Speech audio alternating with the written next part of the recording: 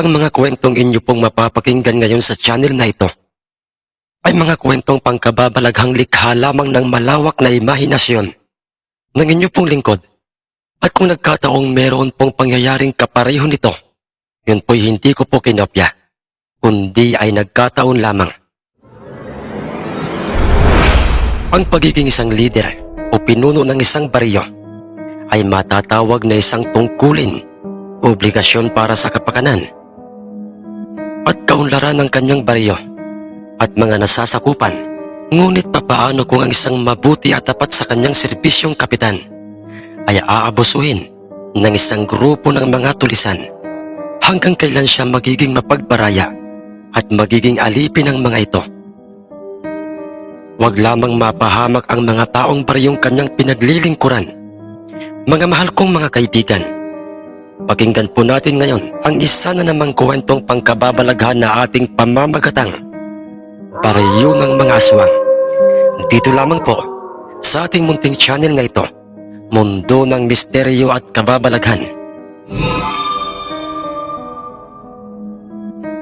Sulit na naman ang aking ginawang serbisyo bilang isang kapitan sa aming baryo. Malaki na't marami na akong nagawa o naiambag sa baryong ito. Magmula noon pang ang aking mga magulang at mga tiyuhin ang naging kapitan rito. Hanggang sa ngayon ay katahimikan at pag-uunawaan ang higit na mas nangingibabaw sa baryong ito. Magandang araw po, Kap. Ikaw pala yan, Beltran. Ang hipe ng aking mga tanod. Magandang araw din sa iyo, hipe. Ano bang sadya mo't mukhang napaka-importante niyan? Kap, may mga bisita po sa ating barangay hall. Mga bisita? Sino ba sila? Kap, mga busadong tulisang lantarang gumagawa ng kasamaan. Ano? Mga tulisan? Tulisang abusado? Sige, hipe. Ngayon mismo ay pupunta tayo sa ating barangay hall upang alamin kung anong pakay ng mga tulisang yon. Si Kapitan Ingo ang nooy kasalukuyang kapitan ng kanilang baryo. Magmula pa sa kanyang mga tiyuhin at ama hanggang sa siya na ang nasa pwesto ay iginagalang ang kanilang angkan ng mga residente ng kanilang baryo. Isa ang baryo nila Kapitan Ingo sa may pinakang maraming bilang ng mga residente. Ganoon pa may maayos niya ang mga itong napapasunod sa kanya upang manatili ang katahimikan. Pagkarating ni Kapitan Ingo sa kanilang barangay hall, ay do'y nakita niya ang nasa 10 mga kalalakihang may mga hitsurang hindi mapagkakatiwalaan. Ang mga grupo ng mga abusadong tulisan. Kap, mabuti naman at pinagbigyan mo ang kahilingan ng aming grupo, lalo na itong aming pinunong si Supremo. Kung ano man ang pakay niyo sa aming baryo, sabihin niyo na at makikinig ako. Nang puntong yon, ay itong sinasabing Supremo na ng mga tulisang yon ang nagsalita at sumagot kay Kapitan Ingo at sinabi nitong, Kapitan ng Domingo Rodriguez, o mas kilala sa alias na Kapitan Ingo, hindi ka lang makikinig sa mga sasabihin ko sa iyo, kundi ay kinakailangan mo itong sundin. Kinakailangan mo itong sundin o gawin. Ano bang ibig mong sabihin? Bakit hindi mo na ako diretsuhin pa? Huwag mo akong madaliin, Kapitan. Wala ka sa posisyon para madaliin ako. Sa tono ng pananalita mo, sa itsura ninyo, ay alam ko nang hindi maganda ang sadya niyo sa baryong ito. Kap, masyado kang mabunganga. Gusto mong tahiin ko yung bibig mo nang tumigil ka na sa pagsasalita ng kung ano-ano. Pera, Kap. Pera lamang at sustento sa aming grupo. Linggo-linggo, iyan ang sadya namin sa iyo na gusto naming ibigay mo sa amin. Ano? Pera, sustento? Linggo-linggo? Ano kayo? Siniswerte? Ang lalaki ng mga katawan nyo. Hindi naman kayo mga inutil para humingi ng limos sa aming baryo. Bakit hindi kayo magtrabaho para may makain kayo? Lapastangan ka, Kapitan. Para sabihin ko sa iyo, may kaya kaming gawin na alam kong hindi mo magugustuhan. At ayaw mong masira ang katahimikan ng baryong ito na iyong pinagsiservisyohan. At ano ang gagawin niyo, ha? Maunlad ang baryong ito. Marami sa mga nasasakupan mo ang may mga pag-aaring malawak na mga lupain sa bundok, palayan. At punong-puno ng pera ang kanilang kaban. Kaban ng yaman. At ganoon rin ang kanilang bodega. Bodega ng mga bigas. Kaya naman ay imbis na lantaran at pirasahan namin silang pagnanakawan. Bakit hindi natin idaan sa maayos na usapan? Prangka akong tao, Kapitan Ingo. Mamili ka. Ang katahimikan ng baryong ito at kaligtasan ng mga buhay ng mga nasasakupan mo o ang linggo ang sustento o pera at mga bigas na ibibigay mo sa aming grupo. Mga hayop kayo. Napakasama nyo. Alam kong hindi madali sa iyo, Kap, ang magpasya sa ngayon. Kaya naman ay bukas ng hapon ay muli kaming babalik sa barangay hall na ito. O di kayo sa inyong mismong tahanan upang makapagpasya ka. Tayo na mga bata. Kap, susundin mo ba ang gusto nilang mangyari? Hepe, lahat ay gagawin ko, wag lamang maging bagulo. Ang baryong ito, higit sa lahat ay walang magbuwis ni isa mang mga buhay. Pero Kap, apakan at saan ka kukuha ng lingguhang pera at mga bigas na ibibigay sa kanila? Ayokong bawasan ng perang nakalaan para sa ating baryo. Hepe, lalong-lalo na sa oras na mayroong darating na sakuna. Kap, huwag mong sabihin. Oo, Hepe. Sariling pera ko, galing sa aking bulsa, at mga bigas ko ang ibibigay ko sa kanila. Ano, Kap? Pero hanggang kailan po? Paano kung maubos ng bigas mo't mga pera?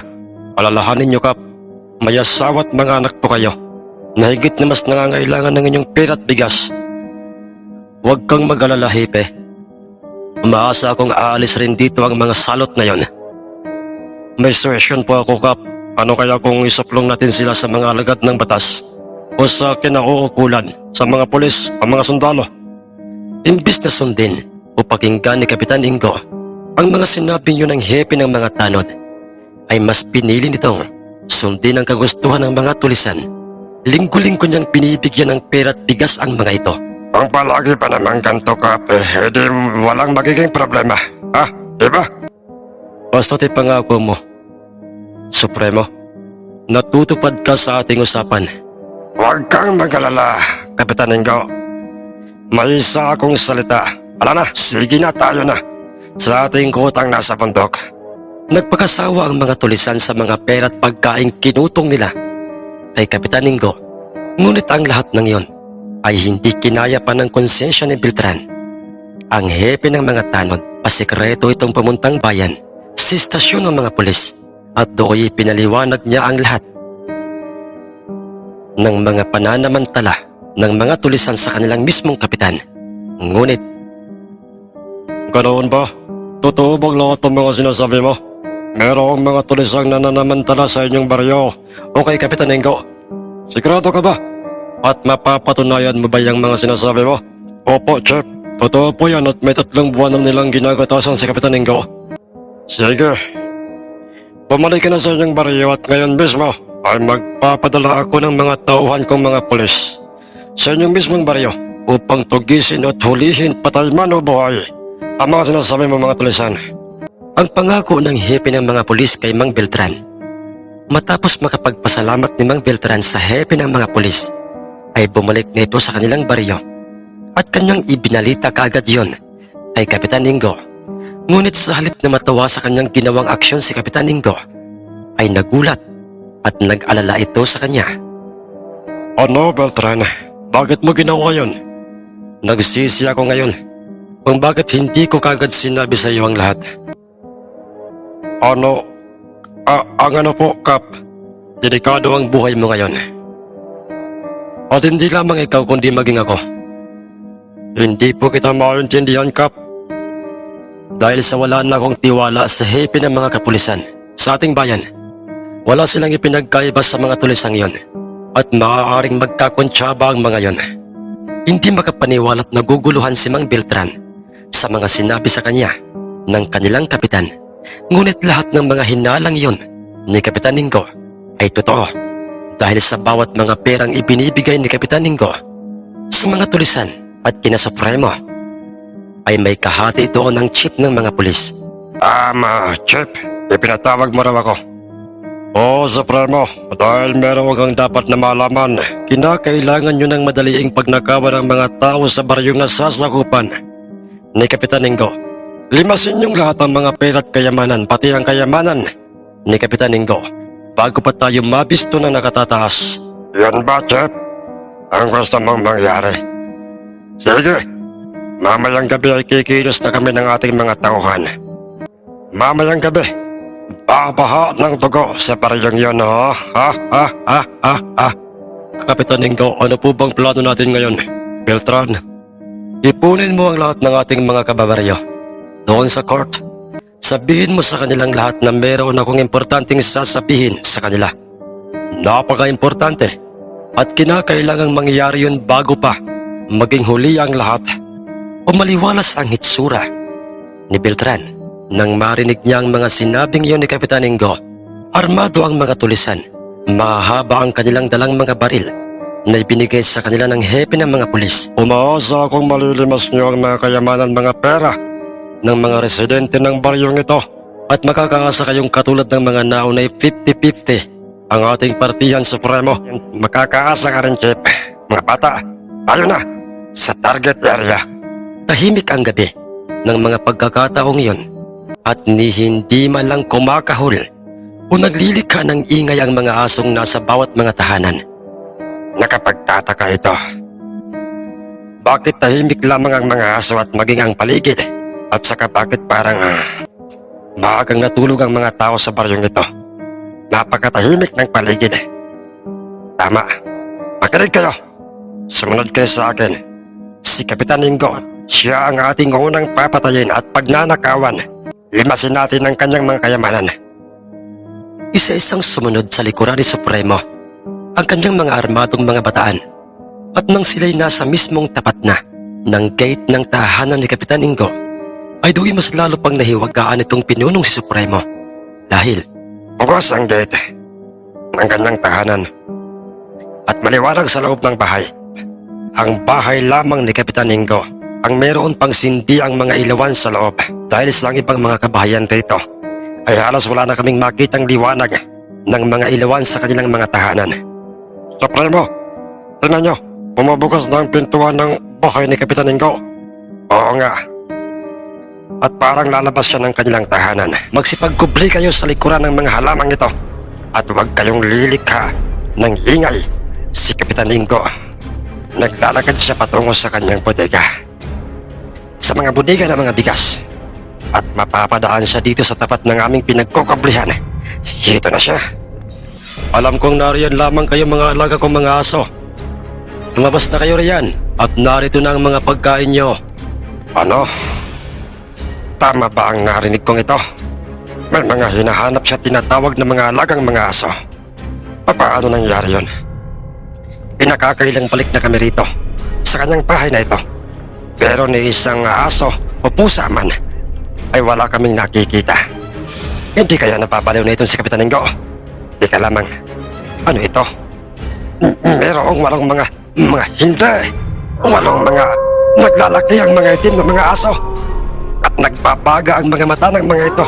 At merong matutulis na mga pangil. Aswang!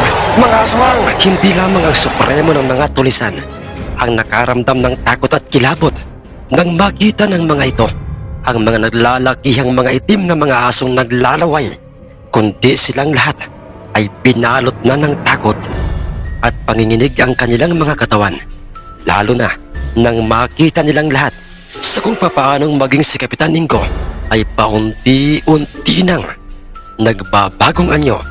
Mula sa pagiging isang tao ay naging isa rin itong mabalahibo at itim na asong aswang. Mga animal kayo!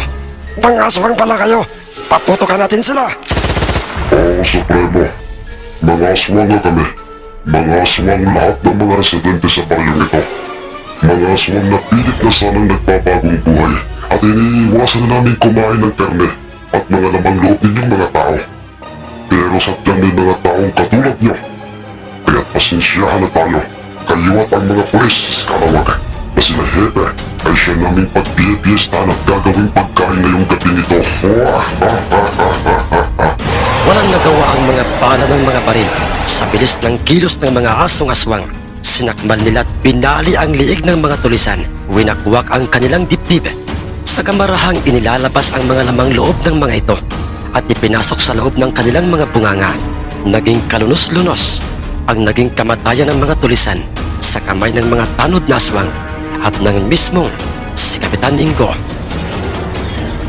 Animal, saan nagmumula ang mga putok ng baril na yon? Hindi kaya nanlaban ng mga residente ng baryong ito sa mga tulisang binuo ko? Di bale, maghihintay pa kami rito sa bundok sa kubo ng mga tulisan ng mga ilang minuto. Baka mamaya-maya lang ay darating na sila sa premo at may dalang maraming pera at kayamanan. Ha? Anong mga sigawan yon at putok ng mga baril? Epe, may mga kampo ng dilim sa labas, mga asong-aswang, at inubos nilang katayan ng ating mga kasamahang mga pulis. Ano, Sargento? Totoo bang sinasabi mo? Pagkalabas ng hepe at ng sarhento sa kuboy, hinablot kagad silang dalawa ng malaking itim na mga aso at dinala sila ng mga ito sa madilim na parte ng gubat na yon at doon nila pinagbayaran ang kanilang pagiging mga hoodlum in uniform, pulis iskalawang. Kapitan Stong, isa sa aming mga grupo ang nagnanais na manirahan dito sa inyong baryo. Ito ang aming napili. Ito ang aming napili upang magtago sa mga alagad ng batas. At sa oras na hindi mo ibigay ang aming mga kagustuhan at mga pangangailangan, ay mapipilitan kaming ubusin kayong lahat at ilibing ng buhay.